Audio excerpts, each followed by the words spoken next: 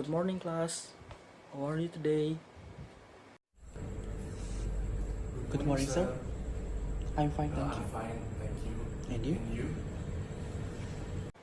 I'm fine, thank you. Then, I think no one absent right now in this class, so I will start the material. Last week, we have learned about economic world system and the colonial system in Asia Africa. For today's meeting, we will learn about regional and global economic organization. But before we start the material, I want you to take your phone right now or your laptop, then search it on your browser. What is regional and global economic organization? I will give you 2 minutes to search them. Then after you search them, just screenshot the material that you found, then just keep it on your phone. Okay, do it right now. I don't know why. Maybe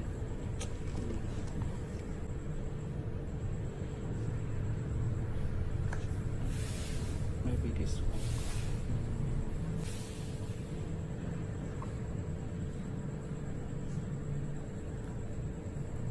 But I'm not sure what Mr. Risko asked.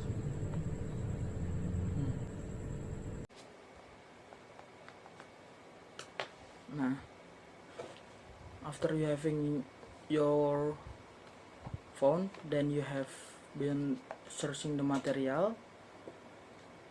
I want you to make a summary in the last session, but I will explain you first about this. First, regional and global economic organization is namely corporation carried out by countries which are in the region group. For example, corporation carried out by countries in the Southeast Asian region or another region. Then, the purpose of regional and global economic organization are to market the product of member countries, to get the necessary material if in their own country doesn't produce them, to increase regional stability, and to improve their economic relation among member countries. Then, to establish friendship with neighbor countries. In economic life, a country can live alone because it needs help from other country, like facilitate relation between these countries, like Indonesia with China, having a good economic by having corporation. Then various organizations have been formed so that economic relation can be developed properly and organized. Did you get my point? I will give you a video material about regional and global economics, so watch it. Hello everyone and welcome to Talent Sprint. In this video and the following videos, we are going to discuss the international economic organizations. What are the various international economic organizations? Which are the most important ones amongst them? What is their role when they were founded? What are the member countries, etc., etc. So we first begin by understanding what are the various international organizations that we have. When I say international organizations, I mean the international economic organizations. What is the genesis or the founding base for these international organizations? Why were they started and when were they started? This we need to understand before we go on to understand what are the various international organizations that we have. The genesis of the international organization was that there was a lot of disharmony and disunity amongst the various countries of the world.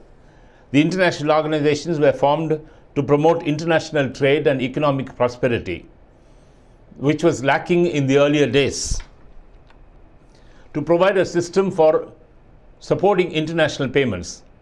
There was the time when international payments used to be made against the gold standard. Gold was the standard of payment, and every international trade was being paid through the gold standard, which means that if some country had to pay another country, let's say India had to pay Great Britain, let us say 500,000 British pounds. They could not do so because there was no system of converting these currencies and all that at that time. So they had a system of gold exchange. India used to give that much of gold to Great Britain in return for the goods and services imported from that country. So in order to support the international countries better with a stronger and more robust international payment system, the international economic organizations were first founded. To ensure the smooth process of litigation. Obviously, when international trade happens, there is bound to be some amount of litigation or legalities involved between the two countries. There is some amount of arguments and counter arguments. Typically, the word litigation means being engaged in a process of law. So that was not happening very smoothly in the absence of an international economic organization. Each country had put forth its own arguments, but they were not able to arrive at a consensus, or somebody was not there to give a final judgment. So these international organizations were formed to ensure a smooth process of litigation amongst the various countries. And of course, one of the main objects of, one of the main aims of forming these international organizations was to move away from the gold standard system. As I told you, every payment was being made in the gold standard, and that was proving to be a cumbersome process. So naturally, the countries wanted to evolve a system of payments in which they could make the payments more easily, and thus were formed the international economic organizations. I hope you enjoyed watching this video. Until I see you in the next video, is bye from me for now. Thanks for watching. So, after you having a briefly material about the regional global economic organization, that plus video material, then we will have a material again one about what are the organization of them. For this, I will explain you about SAARC and ANZUS. But before I explain, I want you to answer my question first. Then I want you to write the question, then search it in Google, and you can type it on your laptop by copying it, or you can take a note of the, or you can just sing your phone by answering me. Then the question is, explain briefly to me about SAARC and ANZUS. It is for Mr. Joseph. Now for you, Jericho, you will get a question about what is the background of the formation of these two organizations, the background of SAARC and the background of ANZUS. Now I will give you I think 5 minutes is enough for answer that. So I will give you 5 minutes from now to answer my question. After you answer, you will get a point, and I will explain more about ANZUS and SAARC. So do it right now. I don't know about it. Maybe.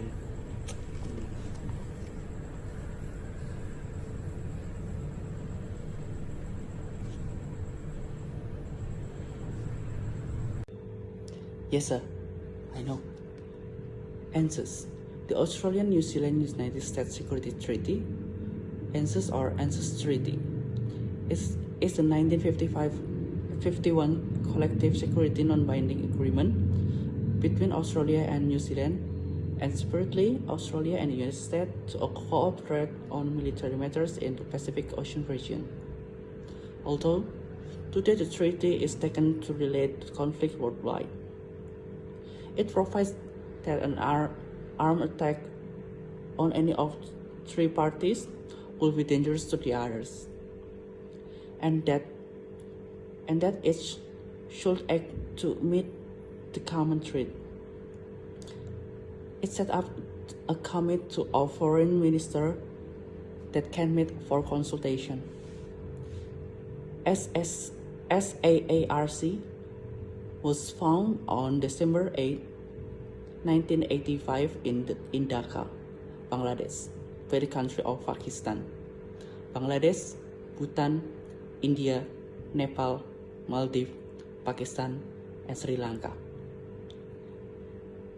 SAARC is headquartered in Kathmandu, Nepal. The establishment of SAARC is motivated by the desire of South. The background to the formation of ANZUS is the concern of the United States, Australia, and New Zealand about threats from the North Pacific Ocean, especially the threat of communist attack from China or Soviet Union. Then, the background to the formation of SAARC, the president of Bangladesh named Ziaur Rahman proposed a trading bloc consisting of countries in South Asia that are similarities colonized by other nations or historical similarities colonized. Many other regional countries have regional organizations. One of them is ASEAN. So with the SAARC, it will make a regional organization in South Asia. Thank you.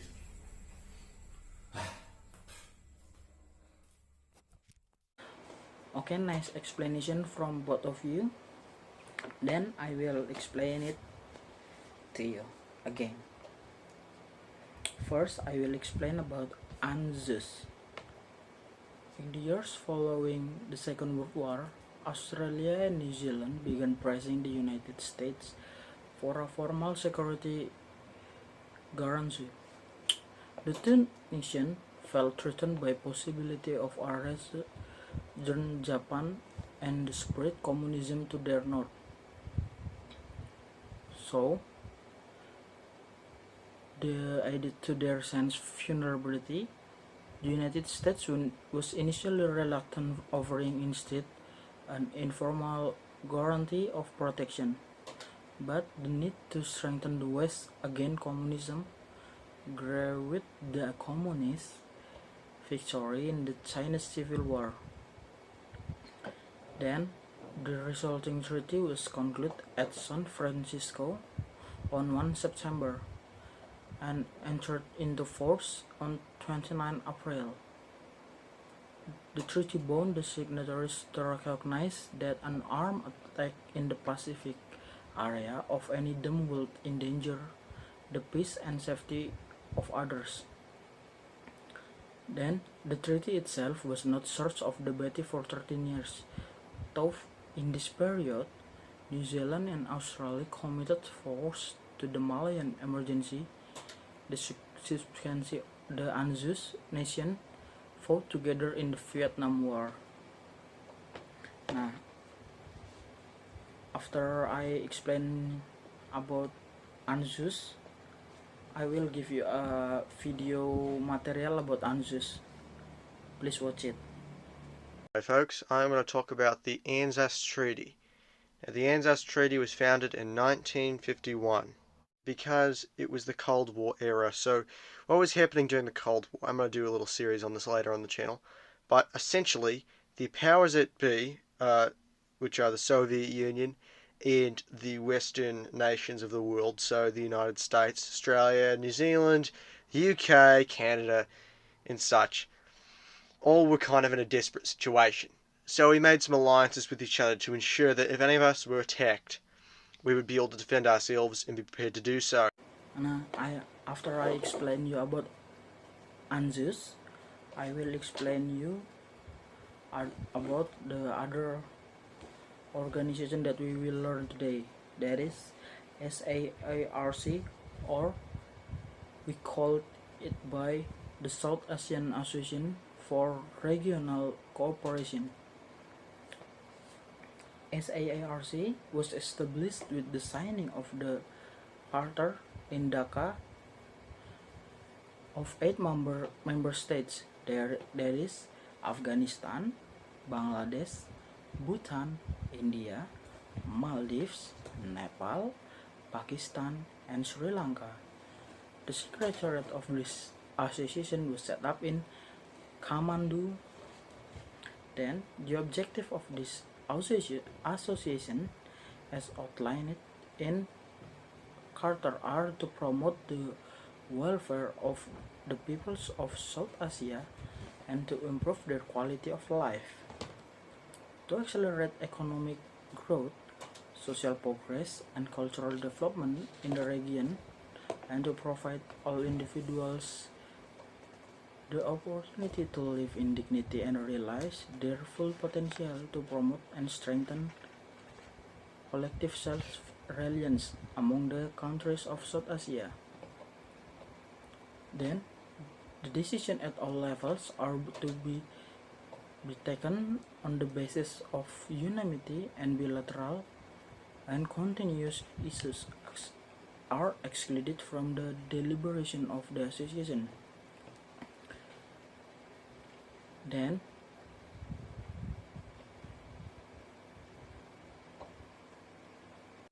they are also contribute to mutual trust, understanding, and appreciation of one another problem, to promote active collaboration and mutual assistance in the economic, social, cultural, technical, and scientific fields, like to strengthen cooperation with other developing countries, to strengthen cooperation among themselves in international forum on matters of common interest, and to cooperate with international and regional organizations with similar aims and purposes. Okay, after I explain it, I will give you the material video about SARC. Please pay attention.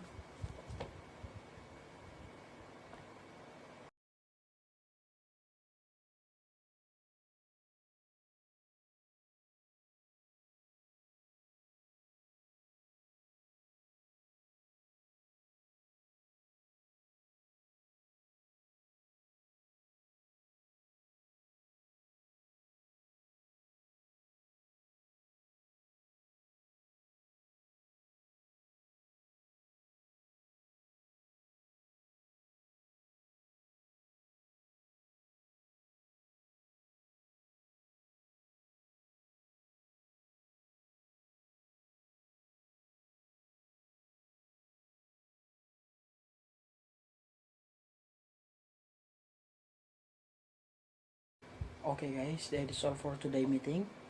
We have learned about what is regional and global economic organization, and what is SAARC and ANZUS. Then what I want you to do is, you as a homework, you can summarize what we have learned today, like the full of material today. Then I want you to add more example of the regional and global economic organization. You can choose AFTA, CAFTA, NAFTA, OPEC, SEATO, or anything else. Then I want you to do it in a piece of paper like this, then submit it to me next week in our next meeting. Thank you for joining my class today. Thank you guys.